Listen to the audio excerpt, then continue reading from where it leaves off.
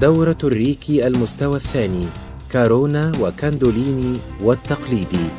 في هذه الدورة تقنيات العلاج عن بعد، أفضل الطرق في العلاج عن بعد، تقوية الرابط الطاقي خلال الإرسال الطاقي عن بعد، أسباب ضعف الإرسال الطاقي عن بعد وكيف تدركه وتتفاداه، تقنية غلق أكبر مسارين أساسيين بأسلوب هوين، تقنية الوعي المطلق، طرق أكثر تطوراً في التنظيف الطاقي، ما هي رموز الطاقة وكيف تعمل، تعرف على معاني رموز الطاقة التقليدية، رموز طاقة الكونداليني ريكي، رموز طاقة الكارونا ريكي، كيف ترسم الرموز، أين توضع الرموز، كيف تصنع رموزك الخاصة، كيف تقوي رموزك الطاقية بطرق عدة مختلفة.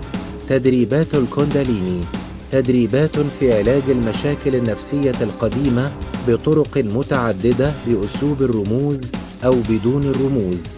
تدريبات رؤية الهالة، مراكز الطاقة المسؤولة عن رؤية الهالة، رؤية الهالة واقعياً، رؤية الهالة ذهنياً، طريقتان في الكشف على المرض برؤية الهالة القريبة والهالة البعيدة عن الجسم، أسباب المرض وكيفية الوقاية منه.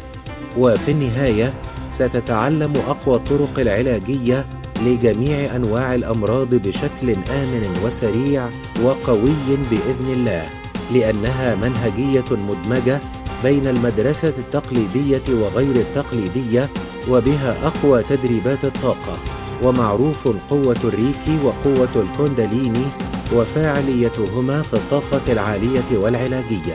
ستكون التدريبات العملية على الذات والآخرين ليكون المتدرب قادراً على علاج نفسه والآخرين بشكل محترف بإذن الله.